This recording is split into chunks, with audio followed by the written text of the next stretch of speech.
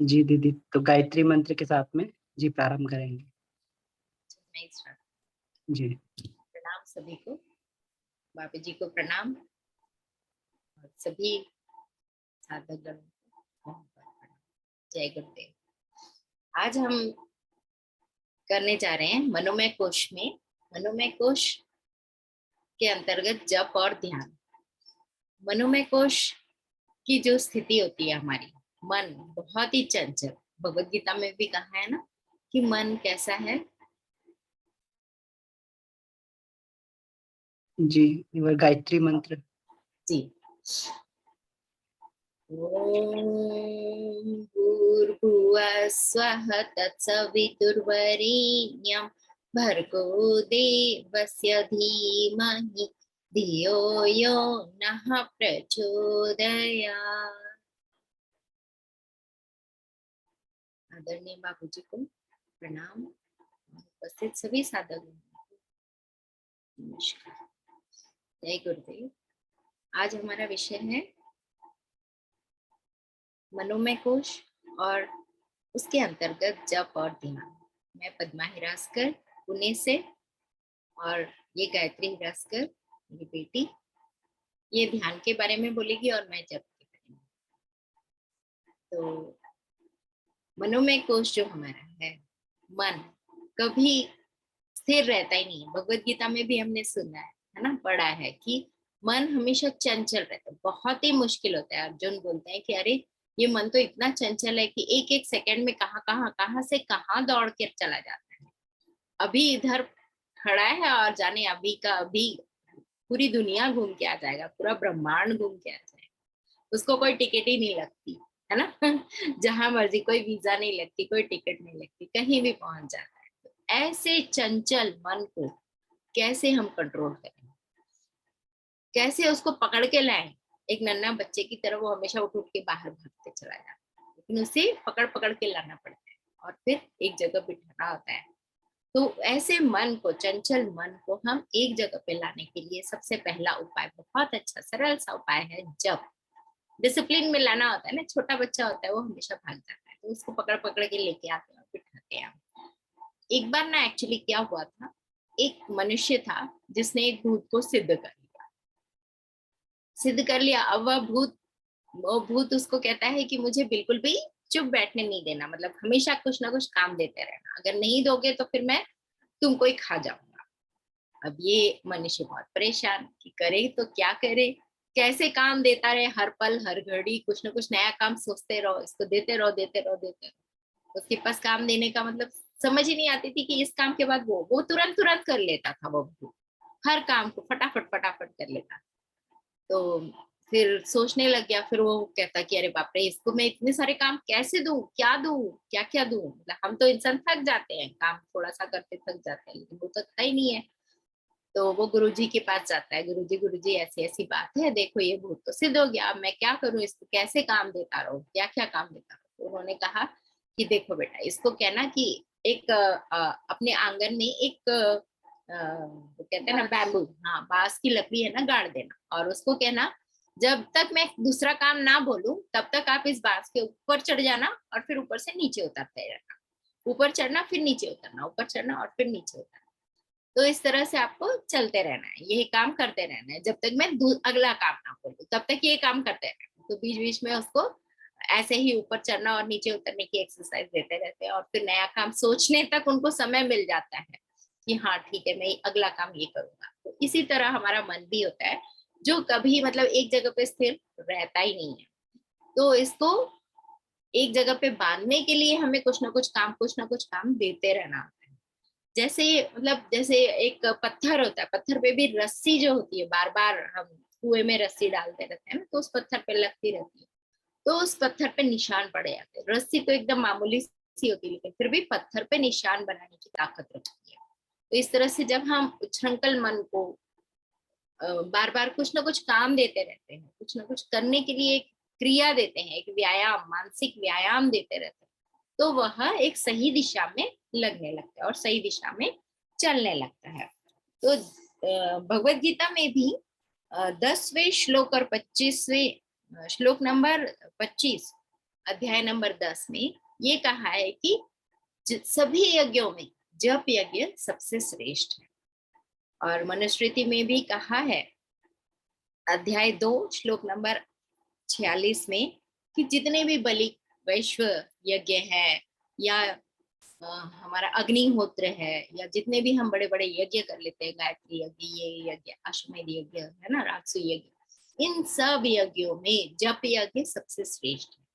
जप यज्ञ का बहुत ज्यादा महत्व बताया। और जप यज्ञ करने के लिए जप हमेशा करते रहो। तो जप यज्ञ करने के भी कुछ नियम बताए हैं। तो इसमें नियम, हर चीज को एक नियमावली में बांध दो तो वह वैसे ही चलने लगता है, वरना जहां मर्जी जैसे मर्जी होने लगता है। तो सबसे पहला नियम है जप के लिए, सबसे पहले प्रातः काल उठना है। ब्रह्म मुहूर्त सबसे उत्तम बताया। ब्रह्म मुहूर्त 2 घंटे मतलब सूर्योदय के पहले, सूर्य जब राइज होता है, सनराइज, उसके 2 घंटे पहले और रात को सनराइज के बाद में। तो यह 2 घंटे पहले और 2 घंटे बाद में जब हम जप करते हैं तो इसका फल बहुत ज्यादा होता है। संधि काल कहते हैं ना, तो 2 सूर्योदय और सूर्यास्त के बीच का, मीन्स पूरी तरह से सूर्योदय भी नहीं हुआ और सूर्यास्त भी नहीं हुआ, तो उस समय का अगर हम जप करते हैं तो बहुत ज्यादा इम्पोर्टेंस होता है। उस समय बहुत तुरंत हर चीज का फल मिलता है। जप के लिए पवित्र एकांत स्थान हमको देखना चाहिए, जहाँ पे कोई शोर शराबा ना हो, हमें कोई डिस्टर्ब ना करता हो, ताकि हमारा मन, हमारा ध्यान वहां पे लग जाए, है ना।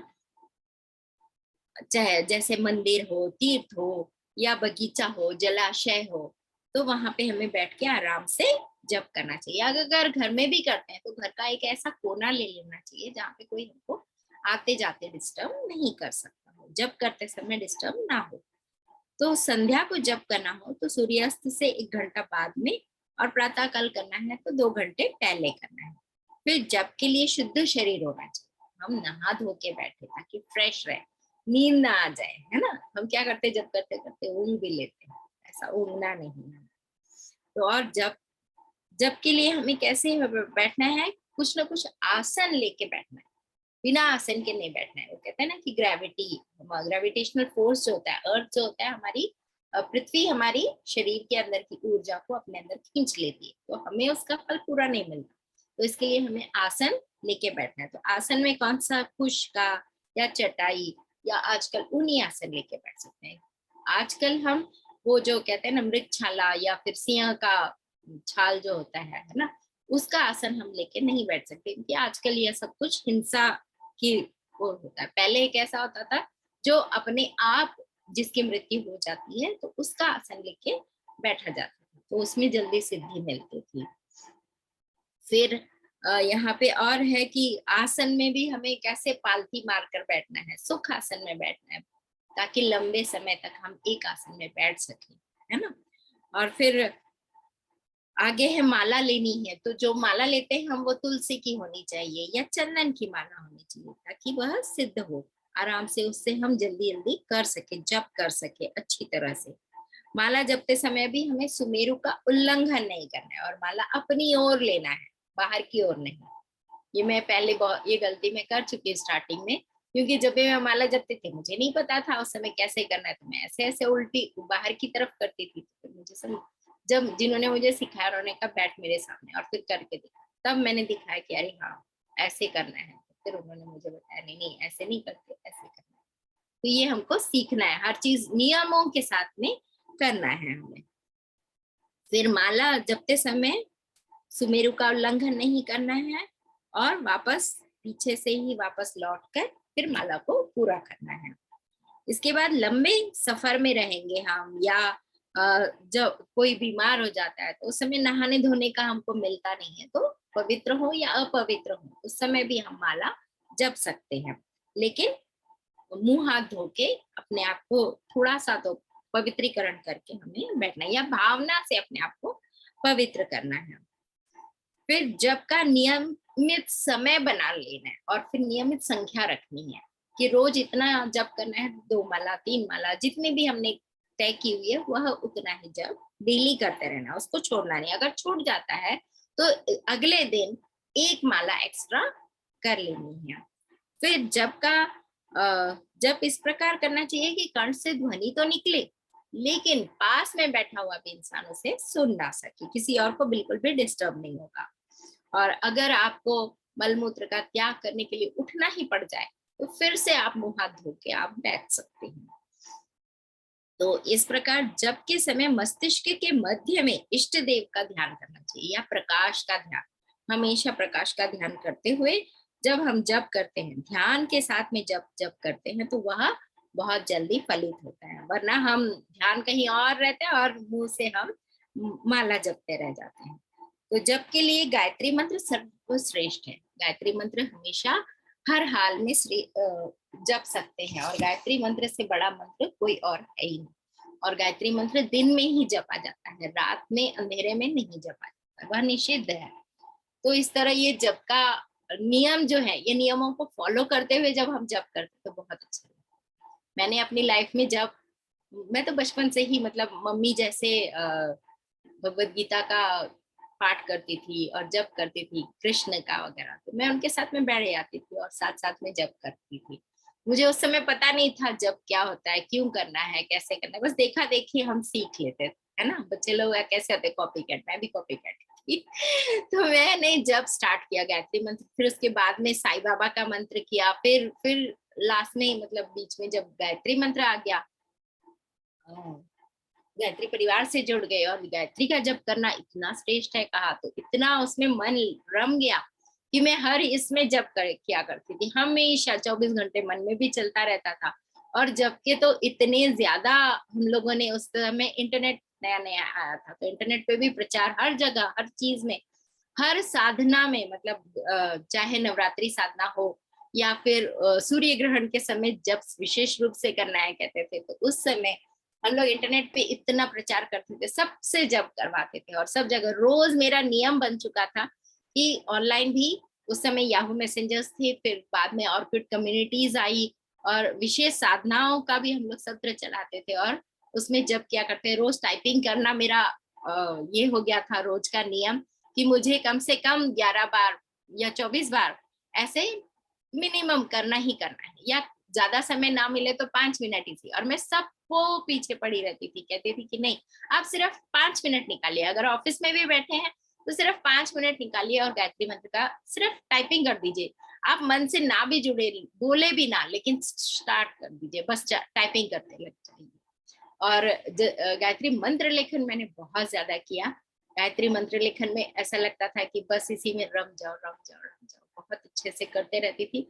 और उस समय फिर बाद में जैसे जैसे एक्टिविटीज में मैंने पार्टिसिपेट करना स्टार्ट किया, तो मुझे लगने लगा अरे यार, जब करने का तो समय मिल ही नहीं रहा, अब मैं कैसे जब करूंगी। तो फिर एक बार ऐसे ही नींद में से उठी, तो जैसे गुरुदेव कह रहे थे, बेटा तो काम करने चले जाना, जैसे हमको वर्कशॉप लेने होते थे गायत्री परिवार के, संडेज या फिर बीच में भी कई बार वीकडेज में बाहर जाके प्रचार करना है, बोलना है, ये करना है। तो फिर जब करने का समय नहीं मिलता था, मंत्र लेखन का समय नहीं मिलता था। फिर एक बार गुरुदेव ने कहा कि बेटा तुम चली जाओ, मैं कर लूंगा। और यकीन मानिए, उस दिन मेरे पापा ने अचानक से मुझे कहा कि नहीं, मैं भी मंत्र लेखन करना चाहता हूँ। और उस दिन का दिन और फिर आज का दिन, मेरे पापा रोज मंत्र लेखन करते ही रहते हैं, करते ही रहते हैं। अभी तक जाने कितनी, पहली बार जब 100 मंत्र लेखन बुक्स कर दिए तो उन्होंने इतने खुश हो गए थे ना कि कुछ पूछो मत। और अभी तक वो वहां हैदराबाद की शक्तिपीठ में मंत्र लेखन जैसे ही भर जाती है, उनकी बुक्स काउंट करके नंबर लिख लिख के रखते हैं वो, और फिर वहां जमा करके आते हैं। तो वो बहुत ही अच्छा लगता है मुझे। तब मतलब विश्वास हो गया था कि अरे हाँ, गुरुदेव अपने साथ में है। इसका मतलब ये नहीं कि मैंने छोड़ दिया, नहीं छोड़ा, मैं भी करती रहती हूँ। और फिर चाहे मैं रात को नींद ना आए, तो उस समय क्या करना है, जप करना है या मंत्र लेखन करना है, या बिल्कुल मतलब कोई ऐसी प्रॉब्लम में फंस गई हूँ कि वहां से निकल ही नहीं पा रही हूँ, तो भी मैं मंत्र लेखन क्या करती थी, रोते रोते ही सही गुरुदेव को याद करते हुए गुरुदेव की पुस्तकें पढ़ते रहती थी। और फिर मन करता था अरे यार, ये तो मेरे को समझ ही नहीं आ रहा, या फिर ये वाली चीज मुझे मतलब कॉन्ट्राडिक्टरी जा रही है, तो मैं गुरुदेव से भी लड़ पड़ती थी और फिर उस लड़ते लड़ते भी लिखती रहती थी। मतलब जप और मंत्र लेखन तो जैसे अपने दैनंदिन इसका जीवन का एक हिस्सा बन गया था। और इन सब का फायदा ऐसा हुआ कि घर में यहाँ पे ससुराल में भी मेरी सासू माँ को ब्रेस्ट कैंसर था, और लास्ट में 6 महीने पहले उन्होंने भी दीक्षा ली और फिर वे भी आके मेरे साथ यज्ञ में वगैरह बैठ जाती थी और वो जब करते बैठती थी मनी मन, कहती थी तू यज्ञ कर, मैं है ना बैठ के ये करती हूँ। और मुझे बहुत अच्छा लगा, मतलब इसका प्रभाव इतना ज्यादा होता है, ये मैंने कभी सोचा नहीं था। जो मतलब जिंदगी भर कभी इसको मानते ही नहीं थे, वे लोग भी आकर बैठ गए और फिर दीक्षा भी लिए और जब भी कर रहे हैं, तो ये मेरे लिए बहुत बड़ा चेंज था, ये हो चुका। और फिर इसके बाद जैसे प्रेगनेंसी के टाइम पे भी मैंने बेटे के टाइम पे तो साई गीता लिखी थी, उस समय गायत्री परिवार से नहीं जुड़ी थी, लेकिन बेटी के टाइम पे मैं हमेशा मंत्र लेखन किया करती थी और बाद में इसको कभी बोलने की जरूरत ही नहीं पड़ी मुझे कि तुम मंत्र लेखन करो।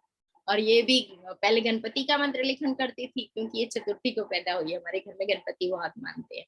फिर उसके ये नोटबुक में लिख लिख के रखती थी और बोलती थी मम्मा देखो गणपति अभी तक आए ही नहीं, आपने तो कहा था गणपति आएंगे और कैसे आएंगे मुझे नहीं पता। तो मैं उसको फिर समझाती थी कि नहीं बेटा ऐसे नहीं, गणपति आएंगे आपकी बुद्धि में, देखो आपकी बुद्धि कितनी तेज है ना, क्लास में फर्स्ट आते हो, फिर जो भी काम करते हो तो सोच समझ के काम करते हो, है ना। तो इस तरह से फिर इसको समझ में आने लगा। नहीं तो पहले वो उस समय माय फ्रेंड गणेशा देखा था, तो जैसे गणपति आ गए तो वो कहती थी मेरे सामने गणपति चाहिए, अभी मुझे गायत्री माता चाहिए, आपको दिखी क्या कभी गायत्री माता? मैंने कहा नहीं बेटा दिखी तो नहीं, लेकिन फिर समझ रही हूँ एक एक चीज को समझते हुए। फिर जैसे बाबूजी से भी जुड़ गए तो इस गायत्री मंत्र का एक एक अर्थ पे चिंतन करना स्टार्ट हो गया, एक एक वर्ड पे चिंतन करना, एक एक लेटर पे। गायत्री स्मृति में, गायत्री गीता में जो एक एक लेटर पे वो सोच अलग बदल गई कि अरे इसका मतलब ये है, इसका मतलब डीप डीप डीप और डीप में जाते चले गए हम। तो जितना ज्यादा हम अंदर अंदर अंदर चले जा रहे हैं, वर्ड पे त्राटक होने लग गया, हर अक्षर पे मतलब सोच समझ बढ़ती गई कि अरे इसमें इसका मतलब इतना गहरा है। जैसे मुझे गायत्री स्मृति में नारियों के बारे में कहा जाता है कि इस अक्षर से नारी जो होती है वो हमेशा पवित्र मानी जाती है। और हम लोग कई बार कहते हैं कि अरे नारियों को जैसे हर चीज में छुआछूत के लिए या फिर कोई भी अपवित्र है, जैसे किसी के प्रति दृष्टिकोण बदला हुआ होता है कि नहीं ये नारी ऐसी नहीं है, इसने कपड़े कम पहने या इसने ये ऐसे लोगों के साथ संबंध बनाती है, तो वैसी वेश्या तक को वहां पे बहुत ज्यादा भाव दिया हुआ है। मीन्स नारी इतनी पवित्र होती है कि वह अपने आप कभी अपवित्र नहीं होती, नर्मदा नदी की तरह पवित्र होती है। ये बात मेरे मतलब दिमाग में ऐसे बैठ गई कि बस तब से दृष्टिकोण ही बदल गया कि नहीं हमें हर नारी की पूजा करनी चाहिए, हर नारी का रिस्पेक्ट करना चाहिए। ये बहुत ही सुंदर रहा मेरे लिए सफर, और जब और यज्ञ मेरा जीवन का एक अनिवार्य हिस्सा बन गया उस समय से, बहुत ही पहले से, और मैं उसे कभी नहीं छोड़ सकती। नींद में भी जैसे कुछ ना कुछ जब चलता ही रहता है, चलता ही रहता है हमेशा, मतलब भगवान और जब ये मानसिक जब तो हमेशा हमेशा चलता है और यही ध्यान बन जाता है अपने आप। ध्यान में भी सारे ध्यान गुरुदेव के जैसे दिए हुए गाइडेड मेडिटेशंस मैंने सभी किए हुए हैं, और शांति कुंज से भी हमेशा जुड़ी रहती थी, तो सबको ध्यान के लिए भी प्रेरित करती रही हूँ, जप के लिए भी हमेशा। मुझसे जो भी संपर्क में आता है सबको मैं जप और ध्यान तो पक्का करवाती ही रहती हूँ, और उसके साथ साथ में स्वाध्याय स्वाध्याय करना भी बहुत ही प्यारा लगता है, और उससे जप की गहराई में अंदर तक पहुंचना समझ में आता है।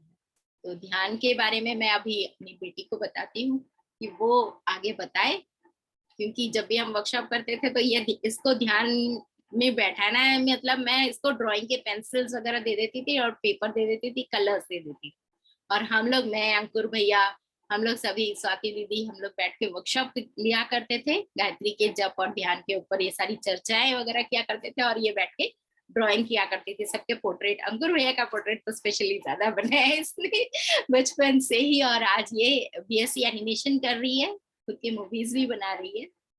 तो आगे ध्यान के बारे में ये बताएंगे। प्रणाम। सभी को प्रणाम। तो ध्यान के बारे में जैसा हम मतलब हमारी भारतीय संस्कृति में ऑलरेडी कहा जाता है कि पढ़ाई करना है तो ध्यान से करो, कोई भी काम करना है तो ध्यान से करो, ध्यान से जाना, ध्यान से आना, ध्यान से खाना खाओ। तो ये ध्यान क्या होता है, मतलब एक जगह पे हम जब कंसंट्रेट कर देते हैं हमारा पूरा फोकस या पूरा अटेंशन, तब वो ध्यान हो जाता है। तो ध्यान एक बेसिकली मानसिक प्रक्रिया है जिसमें हम किसी भी वस्तु को अपने मानस क्षेत्र में स्थापित कर देते हैं।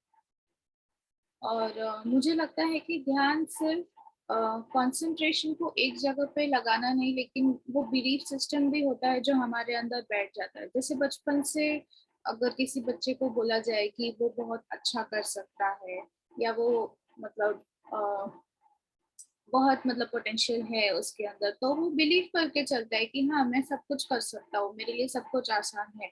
और उसके लिए कोई भी काम करना मुश्किल नहीं हो जाता, क्योंकि उसको पता है कि अगर मुसीबत आ भी गई तो वो एक पॉइंट पे घूम फिर के आ जाएगा कि मैं सब कर सकता हूँ। अगर उसको ये बचपन से बता दिया जाए तो वो करने लग जाता है वो सब।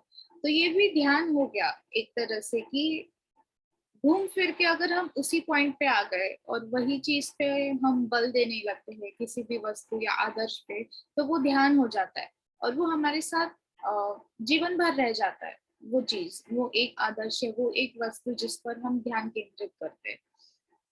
तो जैसे झिंगुर और भृंग की जो कहानी है कि भृंग वो झिंगुर को लेके जाता है कैद करके और उसको मतलब अपनी आवाज सुनाता है। तो भृंग मतलब भौरा, तो वो जो भौरे की आवाज रहती है उसमें वो झिंगुर इतना तन्मय हो जाता है, इतना भृंगमय हो जाता है कि वो धीरे धीरे भृंग जैसा बनने लगता है। मतलब मानसिक स्तर से तो बनता ही है और शारीरिक स्तर से भी बनने लगता है। और धीरे धीरे मतलब वो इतना भृंगमय हो जाता है कि वो पूरा भौरा बन जाता है। हम मनुष्यों के लिए तो फिजिकली इतना ट्रांसफॉर्मेशन मुश्किल है ध्यान के थ्रू, बट मुझे लगता है कि ध्यान से मानसिक परिवर्तन बहुत आता है कि हम वो कर सकते हैं। और ये जो शारीरिक परिवर्तन है उसके लिए तो बहुत सिद्धि और बहुत पद्धति लगती होगी, बट मानसिक परिवर्तन कोई भी अचीव कर सकता है ध्यान के थ्रू। और और इस बात पर बहुत ऋषि मुनियों ने कहा है कि हाँ, सभी लोगों को कोई इष्ट देव फिक्स कर देना चाहिए, उनका मतलब चुन लेना चाहिए। तो इष्ट देव क्या होते हैं कि मतलब बेसिकली कोई आदत या कोई रोल मॉडल हो गया, समझ लो कि हमारा ये रोल मॉडल है। उन रोल मॉडल्स के कुछ क्वालिटीज होते हैं, तो हम ये रोल मॉडल से हम सीख सकते हैं ना कि हम उनके जैसा बन जाए। इसलिए हमको ये रोल मॉडल चुनने चाहिए। जैसे गणपति हो गया, सरस्वती हो गए, मतलब मेल फीमेल पुल्लिंग और स्त्रीलिंग होते हैं इसमें। कि पुरुष तत्व प्रधान आपको पसंद है तो आप शिव ले सकते हो, गणपति ले सकते हो, विष्णु ले सकते हो।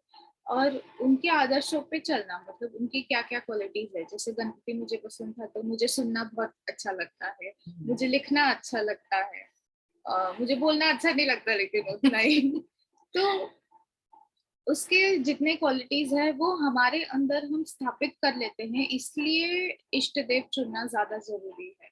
स्त्रीलिंग जैसे हो गए, दुर्गा हो गई बल के लिए, सरस्वती हो गई कला के लिए, या किसी भी एक्टिविटी को करने के लिए जो स्किल लगती है वो सरस्वती हो गई, लक्ष्मी हो गई पैसे के लिए, धन के लिए। तो हर एक रोल मॉडल की हर एक क्वालिटी होती है। इसका ये मतलब नहीं है कि भगवान इतने सारे हैं या तुम्हारा ये भगवान है तो हमारा ये भगवान है। मुझे लगता है कि ईश्वर एक ही है, बस उनकी क्वालिटीज बहुत सारे। जैसे हम लोग ही है, तो मैं एक लड़की हूँ तो मैं सिर्फ एक लड़की नहीं हूँ, मैं एक बेटी भी हूँ, मैं एक बहन भी हूँ, मैं एक फ्रेंड भी हूँ। तो मेरे बहुत सारे रोल्स हैं उसमें। तो वैसे इन भगवानों के भी एक ही होने के बावजूद बहुत सारे कलाएं हैं, बहुत सारे क्वालिटीज है, और वो हमको एक एक करके अपने अंदर स्थापित करना है। तो इसलिए इष्ट देव चुनना बहुत जरूरी है। तो इसमें अलग अलग तरह के शिव है, शक्ति है, जो तत्व चाहिए हम उनको चुनकर उनके जैसा बनने का प्रयत्न कर सकते हैं। और ध्यान के 5 अंग होते हैं। स्थिति पहली, जिसका मतलब कि हम जिस स्थिति में बैठे हैं ध्यान करने के लिए, क्या पोजीशन है, क्या आसन है हमारा, किस पर बैठे हैं, कहाँ बैठे हैं, कब बैठे हैं। तो वो जो सिचुएशन क्रिएट होता है, फिजिकल सिचुएशन, उसको हम स्थिति बोल सकते हैं।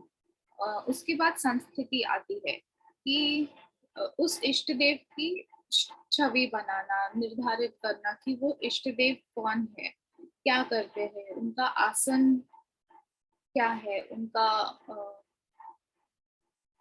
गुण क्या है, उनका वाहन क्या है।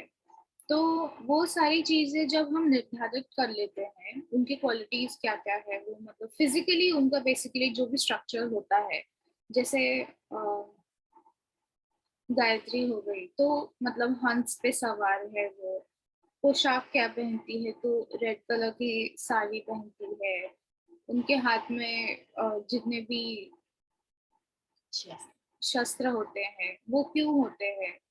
तो जो भी फिजिकल अपीयरेंस होता है किसी भी इष्ट देव का, वो संस्थिति हो गई, मतलब वो पिक्चराइज कर लेना, वो संस्थिति हो गई। और फिर विगति मतलब उनके सूक्ष्म में जाना थोड़ा, कि उनके क्वालिटीज क्या क्या है, हम क्यों पूछते हैं उनको, विशेषताएं क्या क्या है, सामर्थ्य, शक्तियां। तो उनसे हम निर्धारित करते हैं कि हमको कैसे बनना है बेसिकली, मतलब अंदर से कैसे बनना है। फिजिकली तो ठीक है, बट अंदर से हमको कैसे बनना है सूक्ष्म रूप में, हम वो निर्धारित करते हैं और उसको विगति बोलते हैं। फिर आता है प्रगति, कि हमारे जो भाव रहते हैं उस समय जब हम वो इष्ट देव को याद करते हैं, कि हम उनको गुरु मानते हैं या सखा मानते हैं, या पति पत्नी शत्रु, हम जो भी मानते हैं, हमारी जो भावनाएं, जो इमोशनल फीलिंग्स अटैच्ड होती है उस समय में जब हम ध्यान करते हैं, तो वो प्रगति हो गई। कि हम नेगेटिव से पॉजिटिव जा सकते हैं, पॉजिटिव से नेगेटिव भी आ सकते हैं, कुछ भी हो सकता है। बट जो भावना, जो इमोशनल स्टेट होता है ध्यान के दौरान, वो प्रगति बन जाता है। और जब वो रिश्ता प्रगाढ़ बनने लगता है ध्यान वासना में, तो ध्यान अवस्था में, तब आंतरिक जो शब्द है वो बैठ जाते हैं, मतलब वो बिलीफ सिस्टम बनने लगता है कि हम ऐसे हैं। तो मतलब हम एक एक करके उनके गुण धारण करने लगते हैं, वो क्वालिटीज अपने अंदर आने लगती है, जैसे हम कह सकते हैं। और हमारी मतलब प्रगति हो रही है उस स्टेट में, इसलिए हम उसको प्रगति कहते हैं। कि हम किसी का ध्यान कर रहे हैं, जैसे सरस्वती का ध्यान कर रहे हैं, तो हमको वो वाइट श्वेत प्रकाश जैसा दिखता है, हमको वो वीणा दिखती है, तो हमको वो क्रिएटिव फोर्स फील होता है कि वाह कितना सुंदर है, कितनी क्रिएटिव है वो एनर्जी। तो हम अपने अंदर भी वो फील करने लगते हैं और हमारे अंदर भी चेंजेस दिखते हैं उसके बाद, और हमको अच्छा फील होता है ध्यान करने के बाद। तो इसमें हमको प्रगति कह सकते हैं। और संस्मृति वह अवस्था है जिसमें हम एक हो जाते हैं, मतलब वो इष्ट देव और हम में कोई डिफरेंस ही नहीं रह गया, दोनों एक हो गए और हम उनके जैसे बन गए हैं। जब हमको ये फीलिंग आ जाती है तब वो संस्मृति हो जाती है।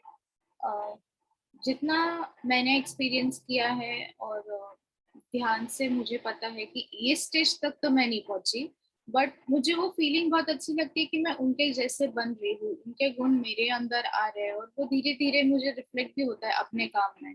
कि मैं एक काम करने बैठ गई तो फिर मेरा उसी काम में दिमाग रहता है, कोई कुछ बोल भी रहा रहेगा मुझे तो मुझे नहीं समझ में आता, वो क्या सुनाई बोल भी रही नहीं है। देता इसको तो सामने से मतलब कोई उतना बोले मैं जैसे मैं रम एनिमेशन जाती है। करती हूँ तो इसमें कैसे फ्रेम बाय फ्रेम एक एक ड्राइंग बनानी पड़ती है।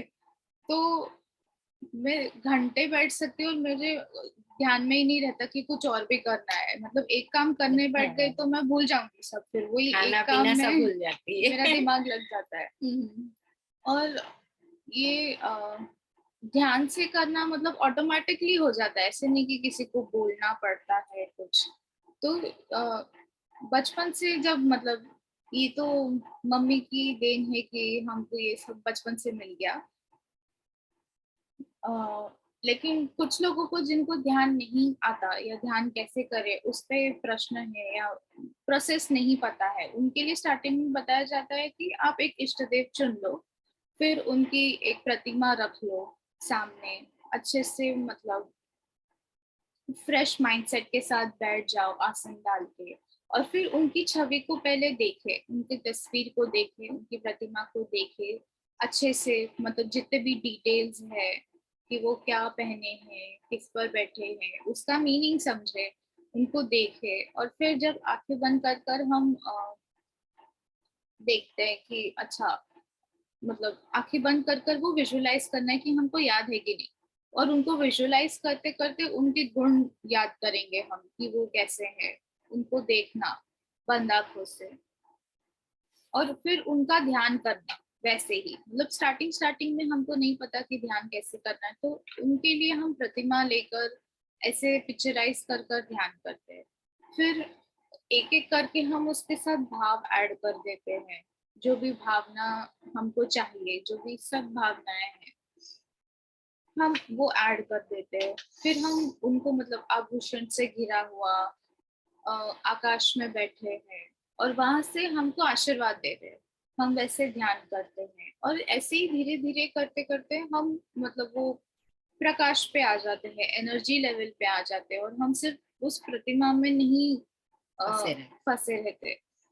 पर जिनको मतलब डायरेक्टली एनर्जी लेवल पे नहीं जा सकते, उनके लिए धीरे धीरे इष्ट देव के थ्रू हम लेके जाते हैं। मतलब ध्यान में जाने की प्रक्रिया बताई गई है और ध्यान में जैसे सीधे बैठना चाहिए या श्वासों पे ध्यान करना चाहिए और बहुत अलग अलग तरह के ध्यान होते हैं, गाइडेड मेडिटेशंस होते हैं या गुरु जी का जैसे ध्यान है, पंचकोश का ध्यान है, शिव चक्र का ध्यान है। तो अलग अलग तरह के ध्यान है और हम ये सारे कर सकते हैं।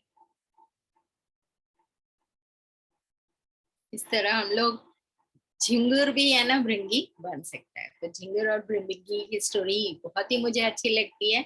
और जैसे भ्रामरी प्राणायाम भी उसी के ऊपर किया हुआ है। तो ध्यान इतना, जितना हम डीप तक जाते हैं उन शब्दों पे, उन उन उन एक एक अक्षर पे जितना हम त्राटक करते हैं या सोचते रहते हैं उसके बारे में, चिंतन मनन करते हुए वैसा ही बन जाना है। जैसे गायत्री लिया तो हमें गायत्री जैसा ही बनना है, गणपति लिया तो गणपति जैसा ही बनना है, हनुमान लिया तो हनुमान जैसा ही बनना है, उसी की तरह बाहुबली। छोटे बच्चों को हम दे देते हैं ना कि चलो आप भी हनुमान, लक्ष्य हनुमान बन जाओ, बस वो बहुत ही प्यारा लगता है। छोटा बच्चा वो हनुमान अपने आप को समझने लगता है कि सच में मैं सुपर सुपर वो स्पाइडरमैन बोलते हैं ना, सुपरमैन के जैसे बन गया हूँ। तो वो बहुत ही वो अपने आप को विजुअलाइज करने लगता है, फील करने लगता है और बन भी जाता है उस समय। हर चीज उसके लिए इतनी प्यारी लगती है कि नींद में से भी उठा के बोलो ना तो कि आपका हनुमान लगा है, फटाफट उठ के बैठ जाएगा। मतलब उस समय उनको उठाने की जरूरत नहीं पड़ती, बोलने की जरूरत नहीं पड़ती कि अरे बेटा उठो देखो करो। उनकी इच्छा, मतलब ये इष्ट देव उनके अंदर इतने रच बस जाते हैं कि बस वो अपने आप को वही समझने लगते। तो ये बात मैंने बहुत अच्छे से अनुभव की है और एक्सपीरियंस भी हुआ है बहुत ज्यादा। और जप और ध्यान का कितना महत्व है हमारे मन को एकाग्र करने में, मन को फोकस करने में और कुछ अच्छे से काम करने में और अपने आप को उच्च स्तरीय लेके जाने में। तो जो मन बिल्कुल कंट्रोल में नहीं आ रहा था, वो भूत बना हुआ था, उसको एक काम मिल जाता है जप और ध्यान के माध्यम से। और इस रास्ते पे हम सभी चल पड़े। हमें ये नहीं सोचना है कि ये कोई हमारा बच्चा है, हमसे बड़ा है, बुजुर्ग है। हम अपने आप को तो साथ में लेके ही चलें, लेकिन साथ में अपने साथ जितने भी अपने क्लोज रिलेटिव्स हैं या जो भी हमारे संपर्क में आता है, उन सबको अपने जैसा बनाते हुए उनको भी उच्चतम दिशा में लेके जाना है, जैसे बाबूजी हमें लेके जा रहे हैं। तो आ, आ, आ, मतलब आत्मज्ञान पूरा प्राप्त करने के लिए, आनंद में कोष तक पहुंचने का ये मन, सबसे ज्यादा मन को अपना शत्रु नहीं मानना है, हमें अपना मित्र बनाना है। और फिर इससे हम जो काम करवा लेंगे फटाफट करते रहेंगे। सभी को प्रणाम। जय गुरुदेव।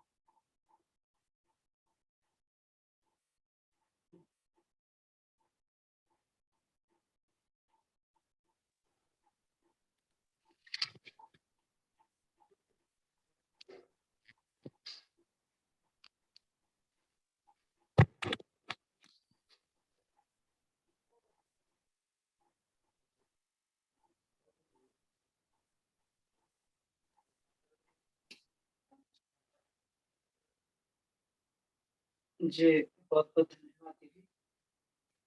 आपने और गायत्री दीदी ने बहुत सुंदर कक्षा दी और इसको अपने अनुभव के आधार पे आपने बताया। तो ये वास्तव में प्रारंभिक अवस्था में जप और ध्यान ही एक ऐसा माध्यम है जिससे व्यक्ति अपने आंतरिक कायाकलाप को कर सकता है। इसीलिए उपासना को समर्पण योग भी कहा गया है, क्योंकि उपासना का जो मूल आधार होता है वो जप और ध्यान से ही प्रारंभ होता है।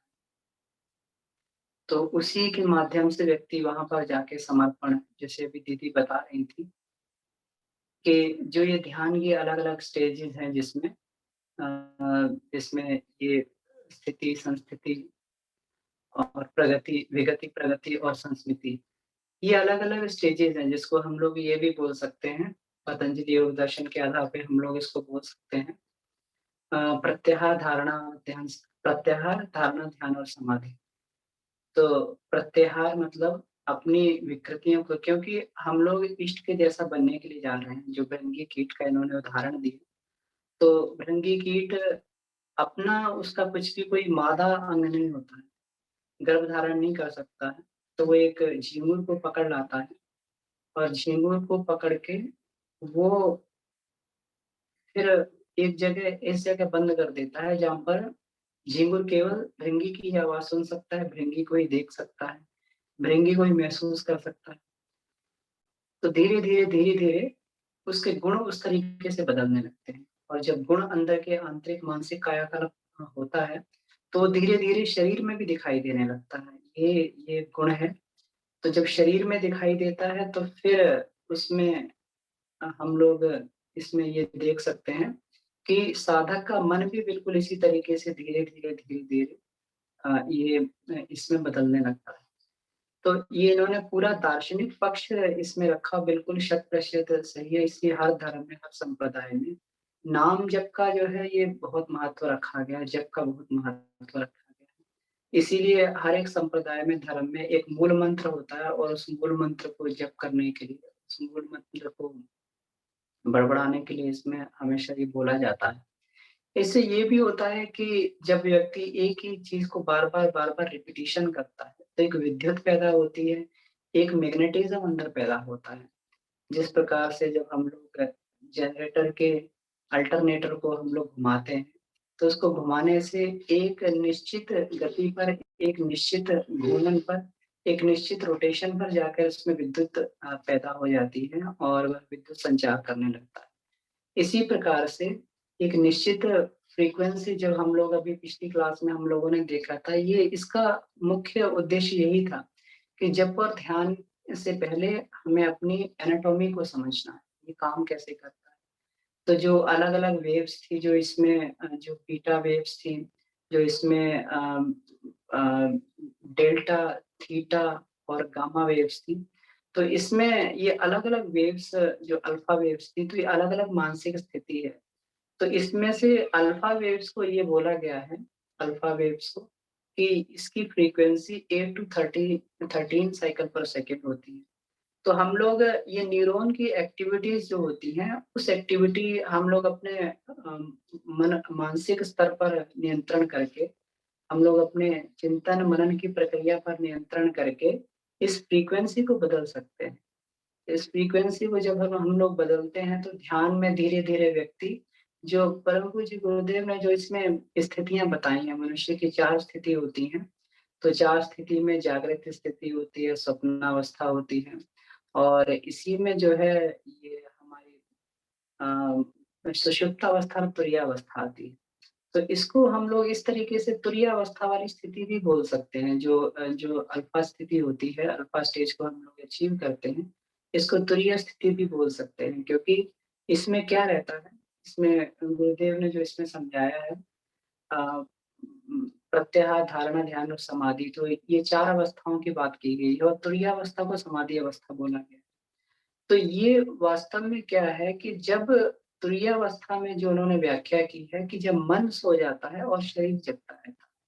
अब मन का सोने का मतलब ये हो गया कि जब हमारी एक्टिविटीज़, जो विचारिक जो एक्टिविटीज़ मन में चल रहा है, वो धीरे-धीरे, धीरे-धीरे इतनी शांत हो जाती हैं कि फिर उसको कहीं पर भी, किसी भी दिशा में उसका नियोजन किया जा सकता है। तो वो स्थिति क्या रहती है, 18 टू 13 साइकिल पर सेकंड्स हो जाती है।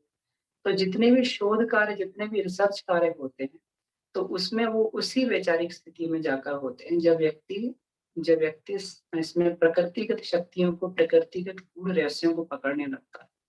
इसी को समाधि अवस्था भी बोलते हैं। हमारे ऋषियों ने इनको मंत्र दृष्टा ऋषि बोला जाता है, तो जितने भी ये इनका ऋचाओं का इन्होंने ये किया, साक्षात्कार किया, मंत्रों का साक्षात्कार किया, उन्हें छंदबद्ध किया। ये सारे कीर्तन समाधि अवस्था में जाके इन्होंने किया। हमारे परम पूज्य गुरुदेव ने जितना साहित्य लिखा वो पूरा का पूरा समाधि अवस्था में लिखा। तो उस समाधि अवस्था में जाने से जब 8 टू 13 साइकिल पर सेकंड हमारी ये हो जाती है, फ्रीक्वेंसी हो जाती है, तो उस समय जो हमारा ये होता है, ये शूमन वेव्स होती हैं, इसको शूमन स्पेक्ट्रम बोलते हैं। तो शूमन स्पेक्ट्रम बोलते हैं जो धरती के आसपास जो एक इलेक्ट्रोमैग्नेटिक वेव्स का एक एक इसको घेरा होता है। जो ये घेरा होता है इसको ये बोलते हैं कि ये सूर्य से जो किरणें निकलती हैं तो धरती पर जो ये बनता है, ध्रुवों पर जो ये सूर्य का प्रकाश आता है, इलेक्ट्रोमैग्नेटिक वेव्स भी आती हैं, जो नॉर्थ पोल से आती हैं और साउथ पोल से निकलती हैं। तो इन वेव्स को जो है ये कभी-कभी एरोरा बोरेलिस भी बोला जाता है। तो ये यहाँ पर ध्रुवों पर प्रकाश दिखाई देता है, अलग-अलग तरीके के दृश्य दिखाई देते हैं। तो इसी कारण हमारी ये फ्रीक्वेंसी ह्यूमन फ्रीक्वेंसी होती है, ये इलेक्ट्रोमैग्नेटिक वेव्स जो वहाँ से सूर्य की तरफ से आती हैं, तो इसी से ये बनती है। तो ये 8 टू 13 साइकिल पर सेकंड की जब ये फ्रीक्वेंसी मनुष्य का दिमाग अचीव कर लेता है, मनुष्य का दिमाग उस फ्रीक्वेंसी पर ट्यून हो जाता है, तो यहाँ पर मनुष्य के मस्तिष्क की स्थिति को हम लोग बोलते हैं अल्फा स्टेट में आ गया, या फिर हम इसको योग की स्थिति में बोले तो इसको बोलते हैं कि ये जो है इसमें समाधि अवस्था में पहुँच गया। अब समाधि अवस्था का क्या है, इसमें जो ये बोला गया था, संस्कृति जो शब्द इसमें बोला गया, तो संस्कृति का मतलब क्या है कि अपने जो है इष्ट से इतना एकाकार हो जाना कि प्रोसेस बीच में से गायब हो जाए। प्रोसेस बीच में से गायब हो जाए, प्रोसेस का मतलब ध्यान, हम लोग ध्यान कर रहे हैं। तो ध्यान कर रहे हैं, किसका ध्यान कर रहे हैं? एक लक्ष्य का ध्यान कर रहे हैं और लक्ष्य हमारा क्या है? वो इष्ट है। तो वो इष्ट कोई भी हो सकता है, तो इतना तन्मय हो जाते हैं जब, तो ध्यान का प्रोसेस उसमें से गायब हो जाता है। ध्यान का प्रोसेस गायब होने का मतलब है, हमें पता ही नहीं लगता कि हम वास्तव में ध्यान कर रहे हैं या फिर हम लोग मूल रूप से साक्षात रूप से अपने इष्ट को देख रहे हैं, उसमें तन्मय हो रहे हैं। तो इसी स्थिति को जो है, यहाँ पर योग की भाषा में समाधि बोलते हैं और साइंस की भाषा में इसको ये बोला जाता है। तब वहाँ पर जाकर संवाद चालू हो जाता है। अपने इष्ट से बातचीत चालू हो जाती है, तो जो भी उनसे पूछा जाता है, वो उत्तर वहाँ से मिलने लगते हैं।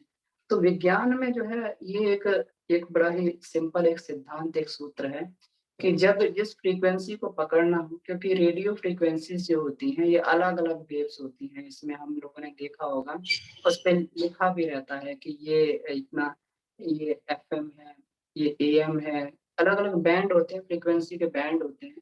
तो उन फ्रीक्वेंसी के बैंड पे अलग-अलग विचारधारा, अलग-अलग कार्यक्रम को प्रवाहित किया जाता है। तो जिस बैंड को हमारा रेडियो मैच कर लेता है, उस बैंड की जानकारी मिलने लगती है। तो प्रकृतिगत गूढ़ रहस्यों की जानकारी जिसको हम ह्यूमन वेव्स बोलते हैं, तो वहाँ जब हम 18 टू 13 साइकिल पर सेकंड की हम लोग ये मानसिक स्तर को बना लेते हैं, तो वहाँ पर सेम फ्रीक्वेंसी पर आदान-प्रदान होने लगता है और साधक प्रकृति के गूढ़ रहस्यों को वहाँ पर खोजने लगता है। तभी जो है हमारे सभी ऋषि लोग जो थे, इन इन इन सूत्रों को, ऋचाओं को खोज पाए। ये कहा गया है कि ऋचाएँ परम व्योम में रहती हैं। परम व्योम जिसको हम लोग आकाश बोलते हैं, परम आकाश, चिदाकाश। तो ऋचाएँ वहाँ पर रहती हैं, परम व्योम में रहती हैं। ये जो छंद होता है, ये जो है केवल इसका शाब्दिक, इसका प्रारंभिक स्थिति है। शाब्दिक काया कलेवर है। हम व्याकरण के द्वारा, शब्दों के द्वारा इसके शरीर को पकड़ सकते हैं। लेकिन जब इसके इसकी गहराई को, इसके भाव पक्ष को पकड़ने के लिए व्यक्ति को समाधि अवस्था में एकाकार होना पड़ता है। इसलिए इसमें जो बात कही गई है कि जब भी हम ये ऋचा मंत्र या वेद अध्ययन या उपनिषद पढ़ते हैं, तो श्रद्धा और साधना, ये 2 चीज़ें उसमें आवश्यक रहती हैं। श्रद्धा से तो उसके अलंकारिक स्वरूपों को व्यक्ति, क्योंकि सभी मंत्र, सभी ऋचाएँ जो है अलंकारिक स्वरूप में दी हुई हैं।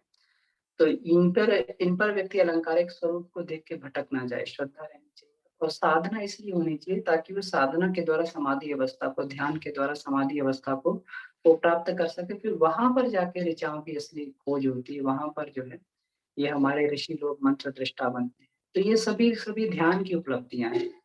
अल्बर्ट आइंस्टीन जो थे हमेशा ये इसमें रहते थे, उनका मस्तिष्क इस हिसाब से बना हुआ था, वो हर एक चीज़ की गहराई में चले जाते थे, जिस भी चीज़ को सोचते थे गहराई में सोचते थे। इसीलिए उनको जो है बचपन में उनके जो जो ये थे, उनके अध्यापक थे, सब उनको फिसड्डी बोला करते थे क्योंकि उनका उत्तर ही नहीं आता था। बहुत समय तक वो एक ही चीज़ पर गहराई से सोचते रहते थे और उनको उत्तर नहीं दे पाते थे जल्दी। तो इसलिए उनको जो है ये फिसड्डी उनको बोला करते थे। लेकिन जैसे धीरे-धीरे वो आगे बढ़े और उन्होंने शोध स्तर का जब उन्होंने काम करना चालू किया, तो एक रिसर्च में, एक विचार में, एक चिंतन में वो लोग इतना डूब जाते थे, इतना गहराई में वो पहुँच जाते थे कि उन्होंने ऐसे-ऐसे सूत्रों को खोज निकाला कि जो विज्ञान आज का विज्ञान उन सूत्रों तक इतने इक्विपमेंट्स होके, इतना सब संसाधन होके भी उस सूत्र को जब आज सुपर कंप्यूटर उपलब्ध है, आज हर एक तरीके की तकनीक उपलब्ध है।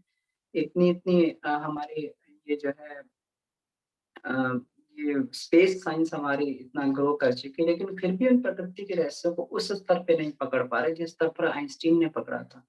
तो आइंस्टीन ने उसी सिद्धांत के अनुसार पकड़ा था कि वो उनकी ह्यूमन फ्रीक्वेंसी से उनकी फ्रीक्वेंसी मैच हो जाती थी, तो वहाँ से फिर प्रकृतिगत आदान-प्रदान होता था। जो उन्होंने किया, ये किया इन्होंने जो है ये थ्योरी ऑफ रिलेटिविटी का उन्होंने जो सिद्धांत दिया, तो ये सिद्धांत क्वांटम थ्योरी का जो उन्होंने जो है ये सिद्धांत इसमें इन्होंने बताया। ब्लैक होल के इन्होंने सिद्धांत बताए, तो ये सारे के सारे सिद्धांत प्रकृतिगत गूढ़ रहस्य हैं और वो गूढ़ रहस्य उन्होंने समाधि अवस्था में जाकर प्राप्त किए। तो हमारे साइंटिस्ट लोग भी जो है उस ध्यान की पराकाष्ठा पर पहुँच के ये सारी की सारी खोज, सारी की सारी अ, वो रिसर्च कर पाए। प्लैंक्स के जो दादाजी थे कहते हैं कि जो प्लैंक्स की थ्योरी थी, प्लैंक्स की क्वांटम थ्योरी, तो वो उस पर शोध कर रहे थे लेकिन उनको सूत्र पकड़ में नहीं आ रहे थे। तो एक बार कहते हैं कि वो सोचते-सोचते सूत्र को सो गए और उनके दादाजी ने उनको जो है वो उसको समझाया कि ये ऐसे-ऐसे थ्योरी होती है। तो उन्होंने उसकी क्वांटम थ्योरी पे उन्होंने इस पर शोध किया और क्वांटम पार्टिकल के बारे में इसमें बताया। तो ये जो है, ये सारे के सारे ये तो ध्यान में जो ये कहा गया है कि ध्यान से करो, तो ध्यान का मतलब ये नहीं है कि कोई आध्यात्मिक प्रक्रिया है, ये तो एक सिद्धि है और इस सिद्धि का प्रयोग जो है किसी भी अवस्था में किया जा सकता है। इसको हम अपने सांसारिक कार्यों में भी इसका प्रयोग कर सकते हैं और आध्यात्मिक कार्यों में भी इसका जो प्रयोग हो जाता है। तो इसीलिए सबसे पहले हमारे भारतीय संस्कृति में जब ये सिखाया जाता था, ध्यान करना सिखाया जाता था। जब जब इसीलिए बोला जाता है कि एक कॉन्सेप्ट पे अपने आप को हम लोग स्थित करने का प्रयास करें, एक कॉन्सेप्ट पे हम अपने आप को स्थिर रहने का प्रयास करें। इसीलिए 11-12 वर्ष में गुरु दीक्षा भी का कार्यक्रम हुआ करता था। जब ये गुरुकुल में बच्चे पढ़ने जाया करते थे, तो उन्हें एक मंत्र देकर गुरु दीक्षा होती थी, मुंडन कर दिया जाता था, यज्ञोपवीत पहना दिया जाता था, भिक्षु का जीवन व्यतीत करते थे। तो ये इसीलिए किया जाता था कि सबसे पहली प्रोसेस अभी एजुकेशन में जाने से सबसे पहली प्रोसेस ध्यान लगाना सीखो, ध्यान लगाना सीखो। ध्यान लगाने से जब व्यक्ति उसमें तन्मय होता है, तभी जाके उस विद्या के उस सूत्रों के आंतरिक कलेवर को वो पकड़ पाता है। तो इससे 2 फ़ायदे हुआ करते थे। 2 फ़ायदे ये होते थे, एक तो जप के माध्यम से, ध्यान के माध्यम से जो फ़ायदा होता था, वो एक तो यह होता था कि मन पर नियंत्रण हो जाता था। मन से एकाग्रता हम लोग इसमें प्राप्त कर सकते हैं। एकाग्रता का संपादन मन के द्वारा इसमें इसमें हो जाता था। दूसरा क्या होता था, दूसरा अपनी ऊर्जा को नियंत्रित करने के लिए और जो जप का ये होता है, जब व्यक्ति एक इस पर बार-बार जप करता है, तो वो फिर समष्टि मन जो होता है, व्यष्टि मन समष्टि मन से जुड़ जाता है, वहाँ से आदान-प्रदान होने लगता है। जो जिस शक्ति को याद किया जा रहा है, जिस शक्ति से जुड़ा जा रहा है, तो उस शक्ति के फिर शक्ति से जुड़ने के बाद में फिर गुणों का आदान-प्रदान इसमें चालू हो जाता है और जो ये कहा गया है कि अब जो भक्त भी अपने इष्ट की तरीके से इसमें बनने लगता है। तो ये वास्तव में ये बात बिल्कुल ठीक है, जब व्यक्ति उस फ्रीक्वेंसी पे पहुँच के और अपने इष्ट के गुणों का इसमें आदान-प्रदान होने लगता है, तो उसका मानसिक स्तर भी बदलने लगता है। तो जो ये हमारी एक आज बहुत गंभीर समस्या बनी हुई है कि 11-12 वर्ष के बच्चे बड़ी तेज़ी से जब इसमें किशोरावस्था में प्रवेश करते हैं, तो भटकने लगते हैं। वो किस लिए भटकते हैं कि अपनी ऊर्जा का चैनलाइज़ उनको सही से नहीं करना आता। आज हम लोग अगर बोलें तो इस बच्चे को दीक्षा दिलवा दी जाए, इसको ध्यान करना सिखाया जाए, तो बड़ा ही अटपटा लगता है कि अरे! इसको अभी से जो है इसको बाबा जी बना दिया जाए, अभी से इसको माला पकड़ा दी जाएगी, तो बड़ा अटपटा लगता है। लेकिन ये परंपरा हमारी पूर्ण वैज्ञानिक परंपरा हुआ करती थी। जैसे अभी ये बता रही थी दीदी कि जो गायत्री जो थी बिटिया, तो इनको ये सिखाया गया है, सिखाना नहीं पड़ा वो तो इनकी जो है गर्भ से ही को ये सब मिला और शुरू से इन्होंने तो अभी ये बता रही थी कि ध्यान हम इतने ध्यान में तन्मय हो जाते हैं कि हमें पता नहीं लगता। तो ये इन्होंने ध्यान वहाँ पर अध्यात्म में तो इनको बेनिफिट दे ही रहा है। इनको ये बता रही थी कि इनकी धीरे-धीरे प्रवृत्तियाँ, धीरे-धीरे गुण, धीरे-धीरे क्वालिटीज़ बदलने लगी। तो ये इसको आंतरिक कायाकल्प बोलते हैं।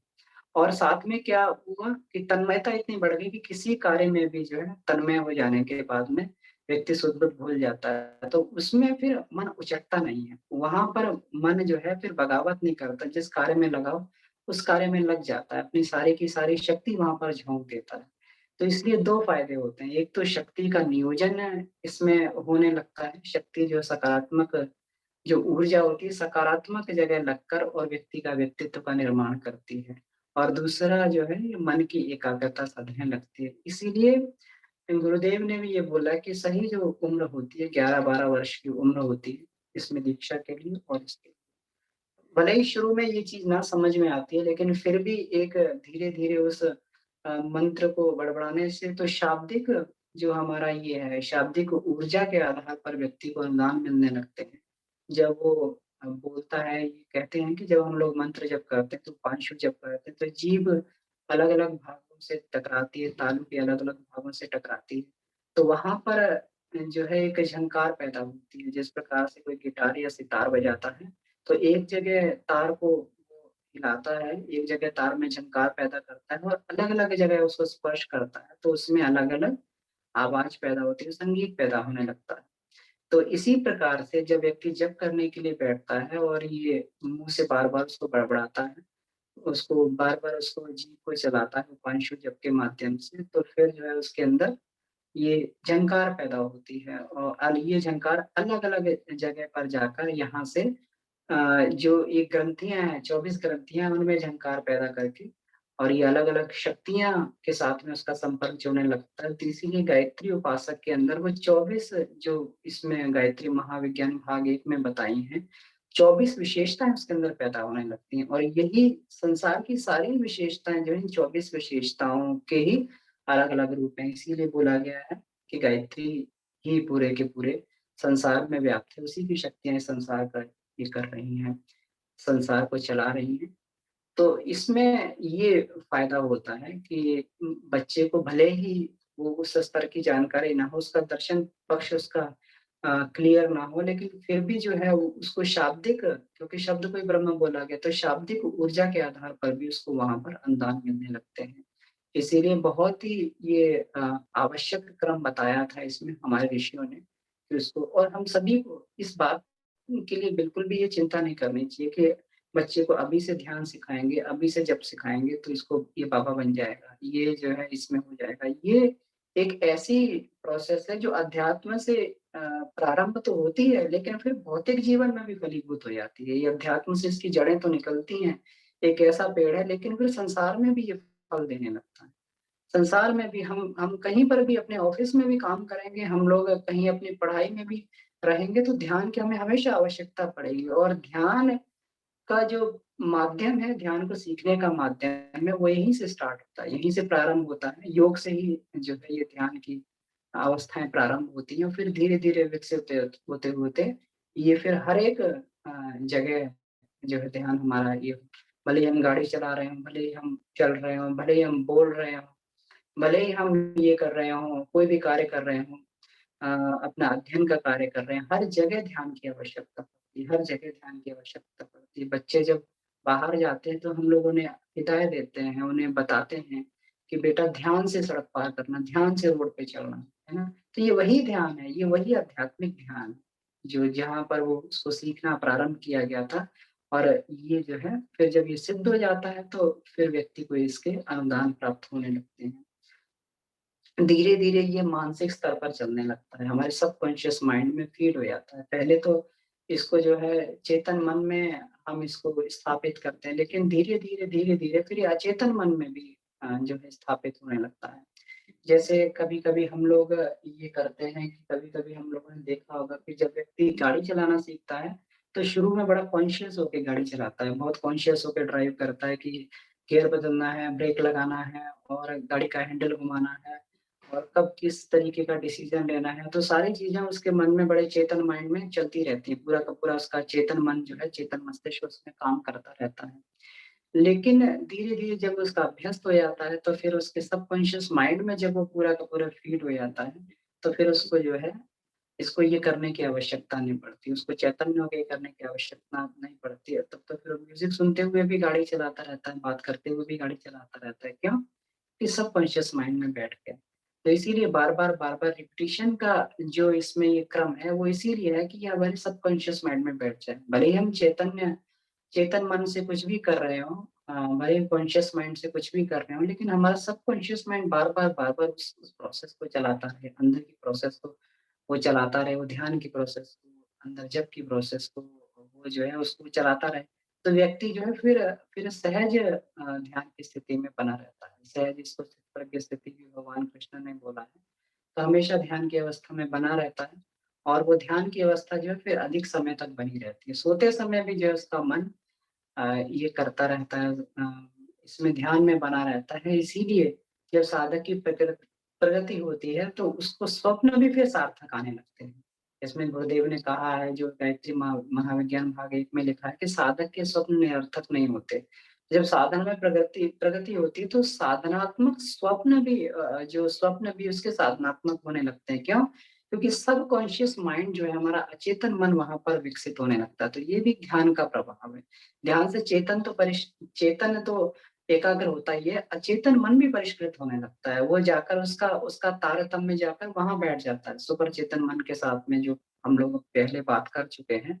तो सुपर चेतन मन के साथ उसका ये बैठने लगता है, तारतम्य उसका बैठने लगता है और सुपर चेतन मन की गाइडेंस में फिर वो जो है, वो वहाँ पर चलने लगता है। तो उसके सारे के सारे क्रियाकलाप भी इतने व्यवस्थित हो जाते हैं, तो फिर साधक को कूड़ा-कबाड़ वाले स्वप्न नहीं आते हैं, उसको बिल्कुल व्यवस्थित स्वप्न आते हैं। उसको अपने अंदर के संस्कार, कुसंस्कार जो है ये दिखाई देने लगते हैं कि कौन-सा कुसंस्कार मेरे अंदर उत्पात मचा रहा है। जैसे गुरुदेव ने कहा है कि कभी-कभी साधक को भयंकर जानवरों के रूप में, भयंकर ये इस रूप में जो है, ये स्वप्न दिखाई देते हैं।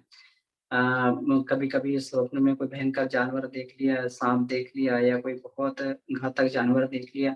तो इसमें ये भी कहा है कि जब ये क्या होता है कि जब साधक के अंदर से जो वृत्तियाँ होती हैं, ज ये हमारी दुष्प्रवृत्तियाँ होती हैं, जब धीरे-धीरे विदा होती हैं, तो विदा होने से पहले ये एक बार डराती हैं साधक, डराती हैं। अंदर से एक एक जो है, ये पैदा होता है, अंदर से एक उफान पैदा होता है इन वृत्तियों का। जैसे कहते हैं कि दीपक जब बुझता है तो उसकी अग्नि और तेज हो जाती है, तो इसी प्रकार से वृत्तियाँ डराती हैं। तो चेतन मन में तो उस समय कॉन्शियस माइंड में तो नहीं उतना प्रभाव होता है, लेकिन अचेतन में जाके जब व्यक्ति स्वप्नावस्था में चला जाता है, तो उसको भयंकर स्वप्नों के रूप में दिखाई देती हैं कभी-कभी। लेकिन बहुत सारे साधकों का अनुभव भी सुनने को आता है कि उस साधना के दौरान हमें बड़े भयंकर-भयंकर अनुभव हुआ करते थे, स्वप्न दिखाई दे, लेकिन अब नहीं दिखाई देते। तो वास्तव में वो ध्यान की ही वो अवस्था है। जैसे-जैसे ध्यान के माध्यम से हमारे अचेतन का परिष्कार होता है, तो अचेतन भी व्यवस्थित हो जाता है। फिर वो कूड़ा-कबाड़ा नहीं करता, वो अचेतन ही फिर उसको रिद्धियों-सिद्धियों का माध्यम बन जाता है। वो अचेतन ही परिष्कृत होके फिर साधक के लिए एक एक जो है एक देवता के रूप में उसका वो काम करने लगता है। एक दैवी सहायता उसको हर समय प्राप्त होने लगती है। सोते समय, जागते समय उसको अलग-अलग प्रकार के अनुभव होने लगते हैं। अचेतन मन जो है उसका वो कार्य कर देता है जो जो चेतन मन द्वारा संभव नहीं है उसका। वो ये सारे के सारे जो प्रोसेस होता है, सारे के सारे अचीवमेंट ध्यान के द्वारा ही व्यक्ति को होते हैं।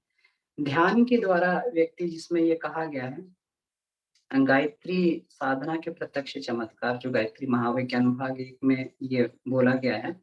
तो इसमें इसमें भी ये बड़ा ही स्पष्ट रूप से समझाया गया है कि जब व्यक्ति साधना में बैठता है, ध्यान में बैठता है, जप में बैठता है, तो उस समय उसका मन और बुद्धि जो है मूर्छित अवस्था में हो जाती है। मन और बुद्धि को मूर्छित करके, क्योंकि जो चेतन मस्तिष्क में जो ये क्रियाकलाप होते हैं, मन और बुद्धि के माध्यम से होते हैं। तो मन और बुद्धि को मूर्छित अवस्था में करके, और साधना कहाँ पे काम करती है? बिल्कुल अहंकार पे जाकर काम करती है, अहम पर जाकर। अहंकार पर काम करती है कि मैं क्या हूँ, मेरा स्वरूप क्या है। तो जैसे वो स्वरूप धीरे-धीरे बदलता है, अहंकार परिवर्तन होता है, तो उसी प्रकार की वृत्तियाँ जो है चित्त में फिर उसी प्रकार की वृत्तियाँ चित्त में स्थापित होने लगती हैं, चित्त में उसी प्रकार की वृत्तियाँ जो जागृत होने लगती हैं। तो चित्त जो है ये सबकॉन्शियस माइंड का ये हमारा हिस्सा रहता है। तो फिर इसीलिए मनुष्य का जो है ये अचेतन मन भी धीरे-धीरे ध्यान के माध्यम से व्यवस्थित होने लगता है। चेतन भी व्यवस्थित हुआ, अचेतन भी व्यवस्थित हुआ, और सुपर चेतन का प्रकाश, जिसको ईश्वरीय प्रकाश बोला जाता है, जिसको पीछे वाला हम लोग हिस्सा बोलते हैं, तो जहाँ पर हमारी शिखा भी रहती है, तो वहाँ पर जो ईश्वरीय प्रकाश सतत जो है हमारे चेतन और अचेतन मन को हमें प्राप्त होता रहता है। तो ये ध्यान के बड़े ही विलक्षण लाभ हैं। इसीलिए साधक को अध्यात्म में प्रवेश करने से पहले ध्यान की शिक्षा दी जाती है। बच्चों को किशोरावस्था में प्रवेश करने के समय में ये ध्यान की और जप की शिक्षाएँ, दीक्षाएँ दी जाती हैं। तो इसका ये इस प्रकार से बहुत महत्व है। तो इसमें पद्मा दीदी और गायत्री बिटिया को बहुत-बहुत इसमें साधुवाद और बहुत-बहुत धन्यवाद। आपने अपने जीवन के अनुभव से जो है इसको हम सभी लोगों के सामने प्रस्तुत किया। तो समय हो चुका है, बाबूजी से मेरा निवेदन है कि बाबूजी अ, आपने ध्यान में बहुत शोध किया है, तो हमारे कोई भी प्रश्न हो, तो बाबूजी के सामने हम लोग इसमें रख सकते हैं। अभी तो इसमें अभी इसमें है नहीं शायद, क्लास में लीव कर गए होंगे। जी, तो जैसे ही बाबूजी जुड़ेंगे इसमें, तो हम बाबूजी से प्रार्थना करेंगे। तब तक हमारे कोई प्रश्न हो इसमें या कोई अनुभव हो, क्योंकि बहुत सारे साधक, सीनियर साधक इसमें जुड़े हुए हैं, जिनका बहुत-बहुत अनुभव है इसमें। तो इसमें कर सकते हैं, चर्चा कर सकते हैं। हाँ, ये हीर पटेल जी हैं इसमें। जी भाई साहब, आप अपने आप को अनम्यूट कर सकते हैं। जी, जी प्रणाम। जी भाई साहब, प्रणाम। मेरा ये क्वेश्चन है कि गुरुदेव के बुक में कहीं पे मैंने पढ़ा था कि बार-बार जब मंत्र करते हैं हम, तो मंत्र की ऊर्जा जीवलोक में जाती है और हुँ, वहां से टकरा के एनर्जी लेके वापिस आती है। जी। तो ये द्यूलोक क्या है? हाँ, तो ये द्युलोक ही हमारा दिव्य लोक होता है। दिव्य लोक को हम लोग द्युलोक बोल सकते हैं। जिसको स्वा भी बोला जाता है। भू हमारा पृथ्वी लोक हो गया, भुवा हमारा इसको हम लोग अंतरिक्ष पाताल बोलते हैं, और द्युलोक जो है इसको स्वर्ग लोक बोलते हैं। जितनी सारी की सारी दिव्य शक्तियाँ जिस फ्रीक्वेंसी पे काम करती हैं, उसी को द्युलोक बोला जा सकता है। क्योंकि सभी दिव्य शक्तियों की एक फ्रीक्वेंसी है, सारी की सारी किरणें हैं, प्रकाश की किरणें हैं, और हर एक प्रकाश की किरण की अपनी एक अलग फ्रीक्वेंसी होती है। तो ये दिव्य शब्द दिवि से भी डिराइव हुआ है। दिवि का मतलब होता है प्रकाश। हमारे देवता जो हैं सारे के सारे, ये हमारे ये प्रकाश की ही अलग-अलग किरणें हैं। इसीलिए इसमें ये कहा भी गया है कि देवताओं की जो ये होती है, इनकी जिसको बोलते हैं इनकी स्पीड जो होती है, ये प्रकाश की स्पीड के अनुसार ही देवताओं की स्पीड होती है। इसीलिए कभी भी दिव्य शक्तियाँ हमेशा अमर रहती हैं। उनकी उनकी ये कभी लाइफ कभी खत्म नहीं होती। हमेशा वो जो है जीवित रहती हैं, सजीव रहती हैं। तो ये द्युलोक वह लोक है जहाँ पे जिस फ्रीक्वेंसी पे सारी की सारी देव शक्तियों को हम लोग पकड़ते हैं। तो इसलिए मन को ट्यून करके उस देवताओं के साथ में जब ट्यूनिंग किया जाता है, तब वहाँ की फिर शक्तियाँ उन देवताओं से संपर्क बन जाता है, तो वहाँ हमारा मन की जो अंदर से निकलने वाली वेव्स टकराती हैं उन दिव्य शक्तियों से, तो अनुदान के रूप में फिर वहाँ से वापस आती हैं। तो जितनी दिव्य शक्तियाँ हैं सारी की सारी, ये द्युलोक, इसलिए द्युलोक को ये स्वर्गलोक या देवताओं का लोक बोला जाता है।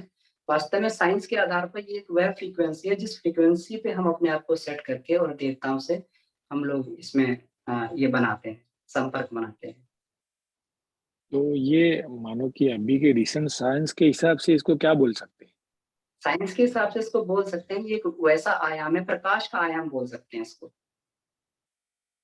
प्रकाश का आयाम बोल सकते हैं। जब व्यक्ति प्रकाश का ध्यान करता है, तो प्रकाश के साथ जब उसकी ट्यूनिंग होने लगती है, तो फिर वो उसको सारी की सारी शक्तियाँ जो है फिर उस पर रिफ्लेक्ट होने लगती हैं। तो साइंस के हिसाब से इसको प्रकाश का आयाम बोल सकते हैं। ओके, प्रकाश के दो आयाम है राइट, एक इलेक्ट्रिकल और मैग्नेटिकल। तो जी, उनमें जी। से इसको किस क्या बोल सकते हैं, दोनों ही बोल सकते हैं कि कोई एक बोल सकते हैं? हाँ, प्रकाश के तो विविध आयाम हो सकते हैं, और हमारी जो ये शक्तियाँ हैं, ये अलग-अलग फ्रीक्वेंसी पे रहती हैं। ये इसमें जो है, इसमें साध्य कण होते हैं, तो इसको बोलते हैं जो हमारी ये अ अ, अल्फा रेज़ हैं। अल्फा रेज़ हैं, अल्फा कण जो होते हैं, इंद्र को हम लोग जो है अल्फा कण, अल्फा पार्टिकल्स बोल सकते हैं। तो ये बीटा हम्म, पार्टिकल्स हैं, हमारे एक्स रेज़ हैं, गामा रेज़ हैं, ये सारी की सारी प्रकाश की ही ये अलग-अलग फ्रीक्वेंसी, जिसको हम राइट पूरा राइट। का पूरा स्पेक्ट्रम बोलते हैं। अलग-अलग हम्म, फ्रीक्वेंसी ये होता है, तो अलग-अलग स्पेक्ट्रम होता है। और ये स्पेक्ट्रम में ही कहीं पे एक्स रेज़ फिट बैठ रही हैं, कहीं पे हमारी गामा रेज़ हैं, कहीं पे अल्फा रेज़ हैं। तो ये सारी की सारी दिव्य हम्म, शक्तियाँ हैं। ये सावित्री कुंडलिनी तंत्र ने में बिल्कुल गुरुदेव ने जो है, ये लिखा है कि हमारे साध्यगण कौन से देवता होते हैं, हमारा इंद्र कौन-सा देवता है, हमारा जो मरुदगण है हम्म, ये देवता है। ये सारे के सारे देवताओं को गुरुदेव ने किरणों के हिसाब से रिप्रेज़ेंट किया है। हर एक को इसमें स्पेक्ट्रम में बैठाया हुआ है। राइट। दूसरा प्रश्न मेरा ये है जी। कि जब मंत्रोच्चार करते हैं तो बॉडी के न्यूरोकेमिकल्स में कोई इम्पैक्ट कहीं पे आपने पढ़ी है या कहीं रिकॉर्ड किया हुआ है? इसमें न्यूरोज़ में बिल्कुल इसमें परिवर्तन होता है, न्यूरोकेमिकल्स में, और साथ में हमारे ब्रेन के ऑर्गन्स में भी ये है। रिसर्च अभी एक हार्वर्ड की रिसर्च पब्लिश की गई थी, तो उसमें एमिगडाला पे रिसर्च की गई थी। जो एमिगडाला होता है, तो एमिगडाला पार्ट ये उत्तेजना वाला पार्ट होता है। इसमें क्या है कि मनुष्य जब उत्तेजित होता है, तो उस पार्ट में जो है एक्टिविटी होती है। तो जो हमारी एमआरआई होती है, तो एमआरआई से भी एडवांस जो एक टेक्निक है, उसको फंक्शनल एमआरआई बोलते हैं, एफएमआरआई। तो एफएमआरआई के हम्म, माध्यम से जो है ये रिकॉर्ड किया गया कि जब इसमें इस एक्टिविटी को रिकॉर्ड किया गया कि जब एक पहले जो है एक मनुष्य का 1 महीने पहले जब वो ध्यान नहीं करता था, उस समय उस एफएमआरआई के माध्यम से अ, उसको जो है उत्तेजित करके रिकॉर्ड किया गया कि एमिगडाला भाग जो है कितना उत्तेजित हो रहा है उस समय में। तो उसकी उत्तेजना को नोट किया गया, और फिर जो है उसकी बाद में 1 महीना ध्यान करने के बाद में अ, उसको जो है फिर उसकी एमिगडाला की एक्टिविटी को रिकॉर्ड किया गया एफएमआरआई के माध्यम से। तो उस समय उसका उत्तेजना कम हो गई थी। तो इससे बिल्कुल स्पष्ट हम्म, होता है कि ध्यान से मनुष्य की धीरे-धीरे उत्तेजनाएँ कम होने लगती हैं। वो एक्साइटेड नहीं होता, वो एक एक सम स्थिति में बना रहता है। तो ये बिल्कुल इसकी इमेज इसमें ये की गई थी, ये हार्वर्ड इंस्टीट्यूट में ये वाला हुआ था। आप चाहें तो उसको देख सकते हैं, नहीं तो मैं भी उसको शेयर कर सकता हूँ। तो ये बिल्कुल अब रिकॉर्ड भी किया जाने लगा है इसको। Right right. Thank you. जी, थैंक जी।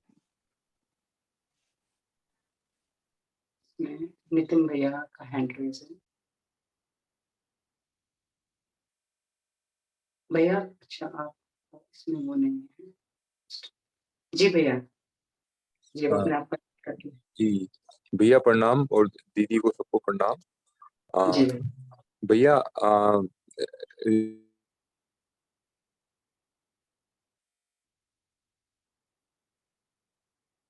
जी भैया।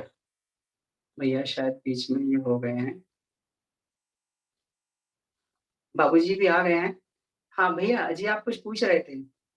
में जो उड़ान प्राण का जो बढ़ना जो है ये जो है जप के साथ में होता है और जब जप और ध्यान में जो ऐसा लगता है कि उड़ान प्राण जो बढ़ता है तो इसकी कोई साइंस भी है या फिर जो है ये अपने आप ही बढ़ने लगता है मतलब या कोई कोई अपना अगर उड़ान प्राण पे अगर ध्यान के केंद्रित करता है या उसकी कोई विशेष विधि से जो ध्यान करता है तो उससे जो है वो कोई एक साधक अधिक हल्कापन महसूस करता है और एक को जो है ध्यान के जो बेनिफिट है वो दूसरे एस्पेक्ट में मिलते हैं। तो इसमें जो है इसकी क्या भूमिका है कि कोई किसी का अगर उदान प्राण अधिक बढ़ रहा है तो वो क्या कोई विशेष साधना कर रहा है या उसकी कोई विशेष विज्ञान है उसका? तो इसके बारे में थोड़ा बताइए। हाँ, तो भैया इसमें ये रहता है कि हर एक साधक के जो केंद्र होते हैं, ये अलग-अलग स्तर से जागृत रहते हैं। अब हर एक साधक का जैसे हमारे 5 प्राण हैं, तो 5 प्राण हैं तो वो अलग से हो सकता है कि एक प्राण जो है अधिक अलग अलग तरीके से अधिक परिष्कृत हो, है ना, किसी व्यक्ति में। शरीर भी अलग तरह से जागृत रहते हैं व्यक्तियों के। तो उस समय जिस समय हम जप इत्यादि करते हैं तो कभी किसी लोगों का अनुभव आता है कि उनको जो है ये जमाई आने लगती है ना? कभी किसी को जो है इसमें जप करते-करते जो है इसमें ये डकार वगैरह भी आने लगते हैं। तो ये सारे के सारे प्राणों की हलचल अंदर शुरू हो जाती है। और जिसका जहाँ पर जैसे लग रहा है क्योंकि ये पंच प्राण की विद्या है। गायत्री जो है पंच प्राण की विद्या है, प्राणों पे ही नियंत्रण करती है ये।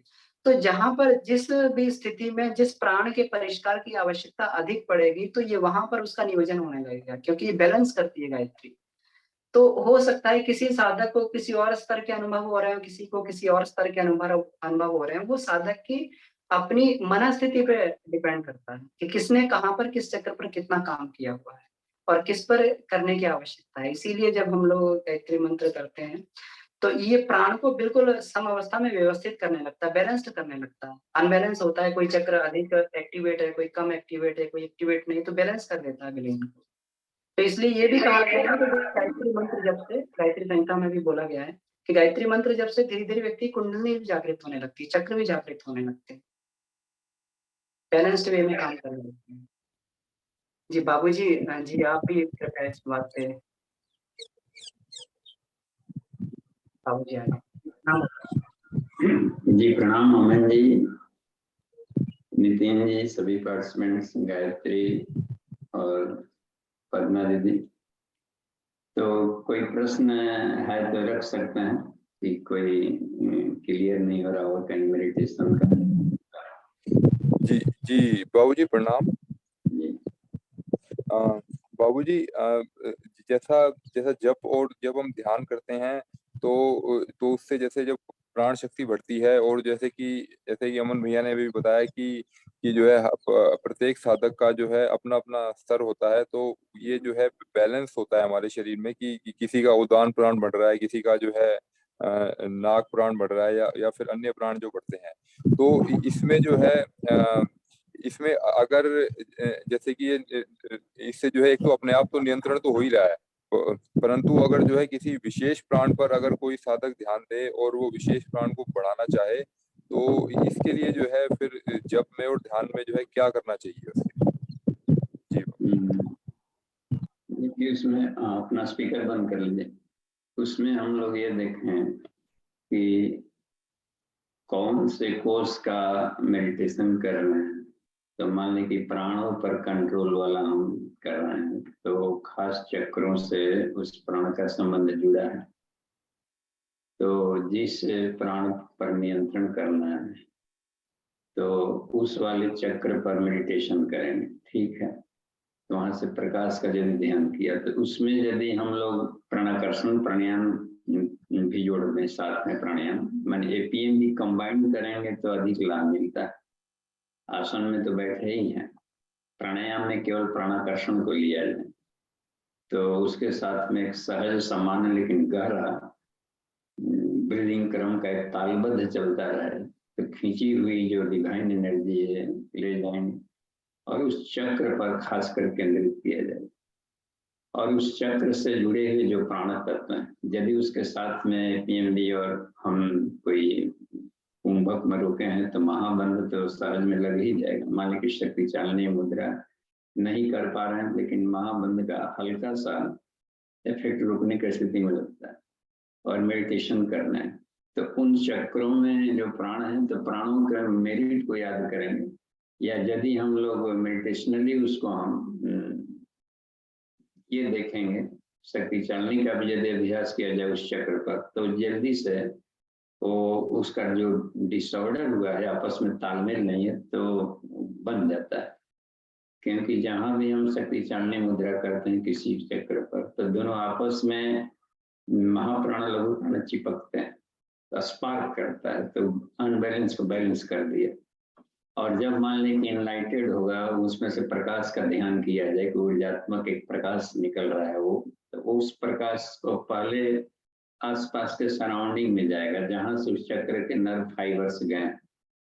इन नर्व फाइबर्स के जो पार्ट्स में गए रहते हैं, उन्हीं नर्व्स के क्लस्टर्स को पंखुड़ियां बोला है। आप देखिएगा ध्यान से तस्वीर उसका प्लेक्सस का, तो पता चल जाता है कि वो इसको पंखुड़ियां कहा। तो उन पार्ट्स में जाएगा। प्लस स्वतः ही प्राण के जागरण में ऊपर की तरफ ससरार की तरफ ले जाता है। तो यानी उसका हम लोग गुड फील करेंगे। उस पार्ट्स में कोई दर्द नहीं होगा, कोई कष्ट है, दुख है, पेन, तो हमेशा के लिए खत्म होता है।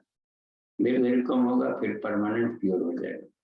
फिर ऐसा लगेगा कि नाड़ियां सुधर जाए, तो होल लाइफ उस पार्ट में कोई रोग नहीं होता है। तो ये जगने क्रम और उसका गुण प्रॉपर्टीज उसमें दिया ही हुआ है कि हर प्राण का क्या गुण है, वो क्या काम करता है बॉडी में। तो उसका आध्यात्मिक भी है और शरीर के भीतर में क्रिया है।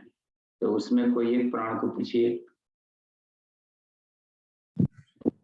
जी, जैसे कि उदान प्राण है हमारा, उदान प्राण के विषय में।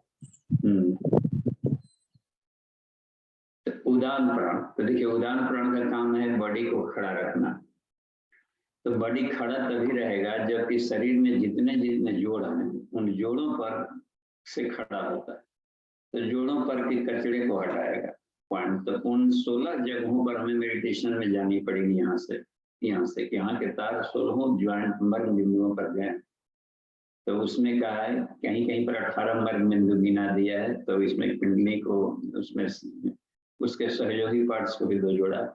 इन 16 मुख हैं, 16 पंखुड़ियां जो कही गई है। तो अंगूठों के पोरों से लेकर के पिंडली, घुटने और जंघाएं और ये 5 चक्रों को देखेंगे। फिर वोकल कॉर्ड को भी, जो थायराइड है यहाँ वाला, तो 2 पार्ट्स यहाँ ले लिए। नासिकाग्र पर भी, यानी कि जो होता ऑल्फैक्टरी योग है।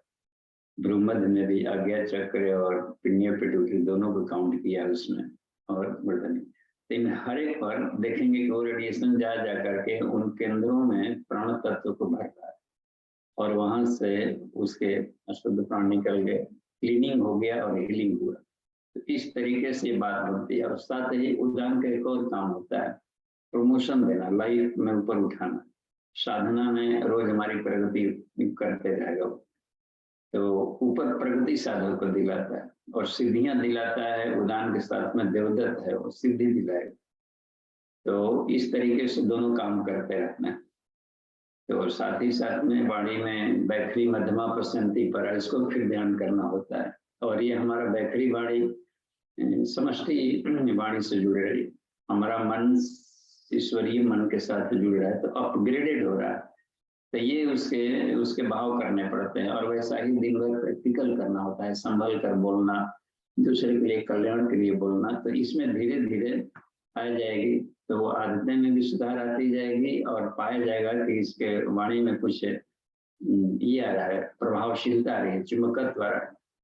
क्योंकि अनाप शनाप बोलना बंद कर देगा वो। वाणी का वांग्मय अस्त्र उसका प्रैक्टिकल शुरू करता है। तो प्रैक्टिकल जरूरी है मेडिटेशन के साथ में दिन भर, तो जल्दी प्रगति दिखेगी और होगा ही होगा, ना का सवाल ही नहीं। जो लोग भी इसका प्रैक्टिकल किए हैं, हाथ हुआ तो रिजल्ट पाए। आज तो आज से मिलना शुरू हो जाता है, कल से आज बेटर होगा जरूर। जी जी। तो बाबूजी, जैसे आपने ये जो टेक्निक जो बताई, ये तो जो है पंचकोश की साधना में जो टेक्निक जो गुरुदेव ने बताई है उसके अनुसार आपने बताया। और इसी प्रकार जो गुरुदेव ने जो तंत्र महाविज्ञान में जो 10 जो महाविद्याएं बताई हैं, तो अगर जो है उन दोनों की साधना एक साथ की जाए तो जो है उस प्राण पर जो है नियंत्रण करने में या उस प्राण को जो है संतुलित करने में जो है अधिक बेनिफिट मिलेगा। और तो उसमें जो है जो उदान और देवदत्त प्राण के लिए कौन सी जो महाविद्याएं हैं जो उसके जिससे कि उदान और देवदत्त प्राण को जो है बढ़ाया जा सकता है। जी। तो जिसमें महाविद्याओं में तो प्राण को ही महाविद्या कहा गया है। इन्होंने 10 प्राणों को 10 महाविद्या कहा है गुरु जी ने। तो अब उसमें देखें सरस्वती, जैसे वाणी में सरस्वती है, तो इस तरीके से उसमें लक्ष्मी यहाँ पर है। तो लक्ष्मी स्फुटा ग्रंथि में है। तो कमला 10 विद्याओं में आती है महाविद्या, हम तो यहाँ पर कमला कर सकते हैं उसको, और यदि मान लें कि डाउनवर्ड फ्लो में जा रही है तो वही धूमावती हो जाएगी। तो दोनों वो इस निर्भर करती है समृद्धि से साधक में, तो वो प्राण से ही लेना है। और किताब के अनुसार जब तक से गुरु जी की बातें थी किताब में, तो किताब हमने प्रैक्टिकल किया है तब हमारी बातें कहलाएगी। अब भी प्रैक्टिकल कर लेंगे तो अपना अनुभव लाएंगे तो अब किताब की बात नहीं कहलाएगी, वो आपकी बात अब कहलाएगी। किताब के बाद तभी तक रहती है किताब ने जब तक प्रैक्टिकल नहीं किया, तो उसका बोधत्व कर लेंगे तो फिर उस साधक की वो बात हो जाती है, कहते उसके बाद में प्राण रहेगा, वो बोलेगा तो उसका अनुभव उसमें जुड़ा रहेगा। तो हमें पुस्तकों पर प्रैक्टिकल करेंगे तो थोड़ा सा भिन्न अनुभव होगा, जैसा लिखा है वैसा वो बहुना होकर के कुछ भिन्न अनुभव आएगा, तो उसमें आएगा। एक और भी बात हमने देखा कि जैसे गले में कभी खराश आती हो कुछ भी, या साइनस वगैरह की बीमारी का कंट्रोल सब यहीं से जुड़ा हुआ है, ये भी हमने देखा कि गले में पहले असर करता है जुकाम सर्दी का या काउंसिल वगैरह, तो इसमें थोड़ा सा मदद किया। औषधियों में मुलाठी चूर्ण मदद करता है, किन्हीं को भी यदि थायराइड प्रॉब्लम्स वगैरह या असर करता है। एक और बात देखा कि इसमें यदि हम जलंधर बांध करने का करते रहे तो वाणी में हमने देखा कि काफी उसमें प्राण शक्ति बढ़ गई, तो मंत्रों का प्रभाव या शब्दों के भीतर में विद्युत शक्ति का अधिक हमने देखा कि क्षमता बढ़ गई। इसका मतलब होता है कि महावन की क्रियाएं भी विशुद्धि चक्र को इफेक्ट करती है। इसमें जालंधर वाला तो प्रैक्टिकल के साथ उसमें करेंगे तो विशुद्धि चक्र पर ध्यान भी हो, जालंधर बंद भी लगाया जाए और साथ ही साथ में उसके मेडिटेशनल थॉट सोचे जाए, तो हमने अपने हार्मोनल सिस्टम के डिसऑर्डर किसी तरह ठीक करते रहे और किए, तो ये पाया कि होल लाइफ पे इसको मेंटेन किया जा सकता है। और जीवन में यदि हार्मोनल डिसऑर्डर नहीं होगा तो कोई रोग नहीं होगा, तो ये प्राणों से ही कंट्रोल होता है। जी जी बाबूजी, तो बस यही समझ आ रहा है हमें कि इसका जितना प्रैक्टिकल पक्ष हमारा अच्छा होगा तो उतना अनुभव होगा, तो उसके अनुसार जो है ये टॉपिक जो है अधिक अच्छे से समझ में आएगा। जी ठीक है, धन्यवाद। जी धन्यवाद। मानसिक जप करें तो कर सकते हैं। अब जैसे मान लें कि हंग का यहाँ चक्र है, तो हंग का भी जप में गिनाएगा, केवल गायत्री मंत्र का ही जप नहीं जप कहलाएगा। उसकी शक्ति को बार बार स्मरण करना, किसी भी शक्ति को, चेतना को बार बार रिपीट को बार बार स्मरण करने को जप कहते हैं। तो उस तरीके के मैग्नेट से आदमी मैग्नेटाइज हो जाता है, तो ये इसका विज्ञान काम करता है। गायत्री मंत्र तो पूरे समग्र का लाभ देते रहता है, लेकिन उसके साथ में गायत्री मंत्र मान जप कर रहा है, किसी एक बीज पर भी हम ध्यान केंद्रित कर सकते हैं। बीच बीच में कभी कभी हम का उच्चारण कर लें, मन ही मन, तो वो हमने देखा कि उसको उसमें अधिक एक्सेलरेशन, त्वरित गति से काम करने बढ़ जाता, तो उसमें पाया। क्योंकि इसका हम पर डे अभ्यास जब तक जीवन है करते रहना चाहिए, क्योंकि शरीर हर क्षण ओल्ड हो रहा है, बढ़ा रहे हैं, इसके ढेर सारी कोशिकाएं मर रही हैं, नई जन्म ले रही हैं, नहीं तो उसको बराबर रिफाइन करते रहता है। जी देखिए एक प्रश्न कहीं से आया है क्या, देखिए तो कुछ लिखा हुआ हैंडरेज है, इनको खोलिए।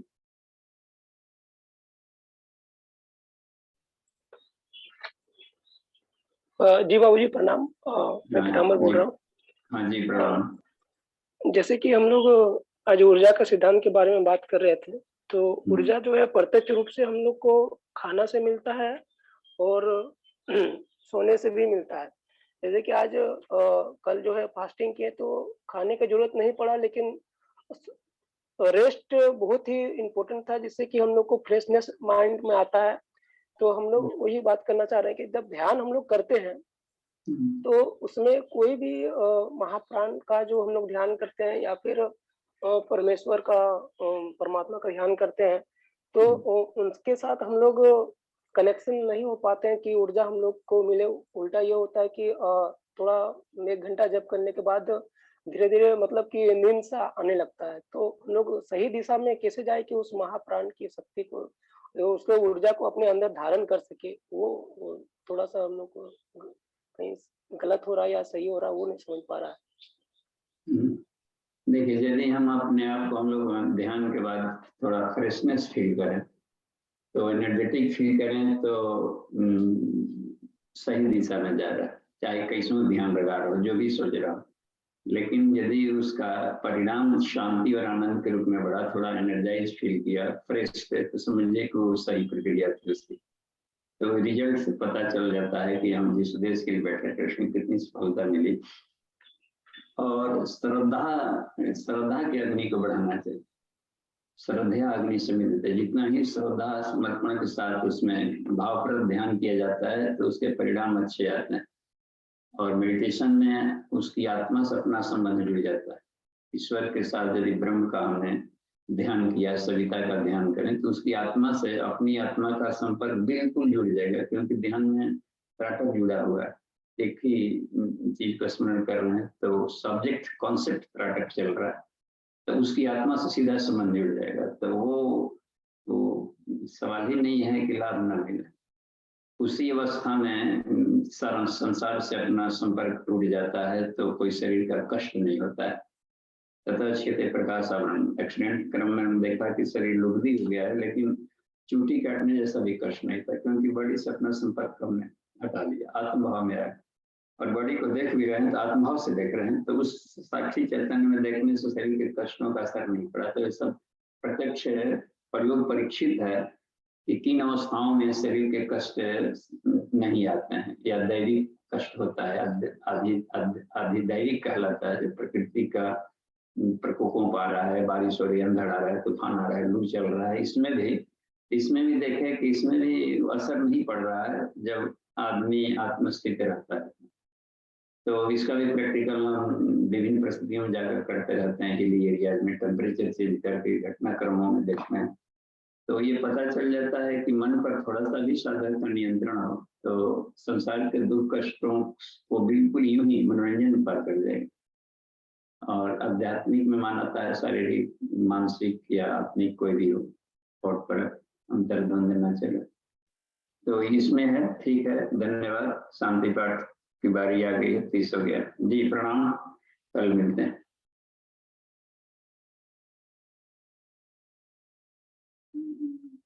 ओम उच्चारण कर लिया जाए तो